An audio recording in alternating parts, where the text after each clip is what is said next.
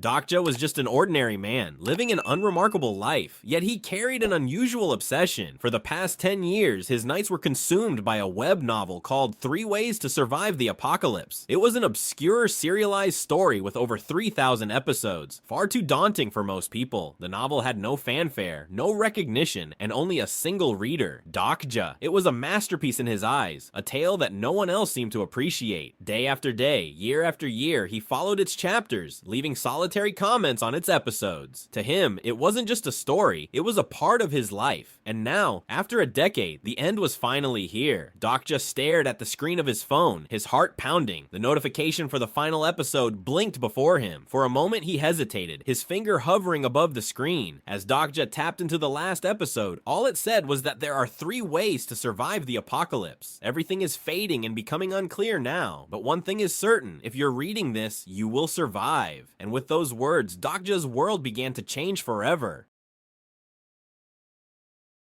Kim Dokja often introduced himself with the simple phrase, "I'm Dokja," but his name carried layers of meaning. In Korean, Dokja could mean an only child, a reader, or an individualist. Every time he explained his name, it led to misunderstandings. Most people assumed he was referring to being an only child, and while that was true, it wasn't what he intended. His father had given him this name with the hope that Dokja would grow into a strong and independent person. Yet Dokja often felt it was more of a curse. His life had been defined by solitude and detachment, leaving him lonely and single throughout his years. At 28, Dokja was a graduate of a third-rate college and worked as a contractor at a subsidiary of a large corporation. His existence was unremarkable, except for one thing, his passion for serialized web novels, which he read during his subway rides home from work. This particular evening seemed like any other. Dokja was lost in the digital world of his favorite novel, 3 Ways to Survive the Apocalypse, his focus so intense that he barely noticed his surroundings. But then, a voice interrupted his concentration, pulling him back to reality. It was Yu Senga, an HR assistant manager at his company. She greeted him casually, startling Dokja. Senga was well known and admired in the office, her presence always drawing attention. For a moment, Dokja felt nervous. He couldn't believe he had run into her, the most popular girl at work, on the subway of all places. Her pleasant demeanor and the faint scent of her shampoo left him feeling self-conscious. As they exchanged polite conversation, Dokja learned that Senga was heading home as well. She mentioned her team manager was away on a business trip, giving her a rare chance to leave the office early. Dokja's thoughts wandered, imagining the long line of admirers from various departments who would have jumped at the chance to drive her home. When Dokja asked why she was taking the subway, Senga explained that her bicycle had been stolen. Surprised, he inquired further, and she shared how she used her bike to commute, partly for exercise after long hours of overtime and for personal reasons she didn't elaborate on. Dokja couldn't help but notice the effortless charm in her demeanor. As she smiled, he thought to himself about how easily people were drawn to her. Seeing her up close, he understood why so many men at work admired her. But he reminded himself her life and his were worlds apart. He quickly dismissed any notion of connection, knowing their realities were completely different. However, Senga wasn't the reason this particular subway ride stood out. Something else about this evening carried a weight he couldn't yet define. Breaking the silence, Senga spoke again, but this time in Spanish. Her words were foreign to Dokja, and she had to explain that she had said, "Please, lend me some money." He found her dedication to studying languages on the subway fascinating, though he wondered where she might ever use such a phrase. As they continued their conversation, Senga turned her attention to Dokja, asking what he was reading. He felt a flicker of nervousness as he tried to explain, knowing the niche web novel he was engrossed in wasn't something she would likely understand. He awkwardly mentioned that he was studying Korean, a half-truth meant to avoid delving into the specifics. Senga's enthusiasm lit up as she shared her love for novels. She listed her favorite authors, such as Murakami Haruki and Raymond Carver, speaking with a passion that resonated in her voice. Dokja nodded politely, though he felt a growing awareness of how little they had in common. When Senga asked who his favorite author was, Dokja hesitated. He knew that the author of the obscure web novel he was reading would mean nothing to her, so he brushed off the question with a lighthearted remark. Beneath his reserved exterior, Dokja felt the growing contrast between their worlds, hers filled with vibrant interests and social connections. origins. His rooted in the quiet solitude of an obscure story that no one else seemed to care about. Dokja sat quietly in the subway car, his thoughts consumed by a secret hobby he never openly shared. He spent his commutes immersed in serialized web novels, scrolling through chapters on his phone. Though it wasn't something he was proud of, it had been a constant in his life for as long as he could remember. Today, however, wasn't like any other. The story that had been his anchor for the past 10 years, 3 Ways to Survive the Apocalypse, TWSA, was coming to an end. This wasn't just any story, it was a deeply personal part of his life. From his middle school years, when he faced bullying, to the moments of failure that followed, like falling short in his entrance exams and settling for a third-rate college, TWSA had been his refuge. He remembered reading it during his military service, enduring grueling days on the front lines, and even now, as he juggled the instability of being a contract worker, drifting between companies with no clear future, TWSA was a constant, a world he could escape into when reality became unbearable. As he reflected, a bitter realization struck him. He didn't have a single happy memory from all those years, yet this fictional world, which had become his safe haven, was ending. The epilogue of TWSA was set to be uploaded today, marking the conclusion of a journey spanning 3,149 episodes. It was a monumental saga that began in his late teens and had now accompanied him into adulthood. Dokja thought about how the novel had started with promise, garnering around 1,200 views for its first chapter, but by the 10th chapter, that number had dwindled to 20. By chapter 50, there were only 12 readers left. Eventually, it was just him. TWSA had become a story written for him and only him. He had wanted to support the author, to give something back for the comfort the story had brought him, but his financial struggles made even small donations impossible. Instead, he had left comments to express his gratitude. His attempts to share the series with others had always backfired, with people either dismissing it or accusing him of seeking attention. Some even assumed he was the author trying to promote his own work. People could be cruel, but to Dokja, none of that mattered. His thoughts were interrupted when Senga, sitting nearby, called his name. Her voice jolted him back to the present, and he realized he had almost forgotten she was there. He looked at her, momentarily caught off guard, before attempting to steer their conversation in a new direction. Dokja made a casual remark, reflecting on how quickly time had passed since they both started working at the company. He noted how it felt like just yesterday, but now their contracts were nearing their end. He realized mid-conversation that Senga had already been promoted to a full-time employee the previous month due to her hard work and dedication. Senga responded with a light laugh, reminiscing about how neither of them had truly known what they were getting into when they first started. Dokja chuckled along, adding how it all seemed to have gone by in a blur. Then, with a hint of self-awareness, he apologized for not congratulating her earlier on her promotion. He added a joke about how he should have learned a foreign language too, knowing that Senga was always diligent and had set herself apart with her efforts. Senga brushed off the apology, modestly noting that she hadn't yet completed her performance assessment. However, for Dokja, the difference between them was crystal clear. While Senga had dedicated herself to improving and climbing the ladder, he had spent those same moments immersed in fictional worlds. Internally, he admired her, acknowledging how cool and admirable she was. If life were a novel, Senga would undoubtedly be the heroine, and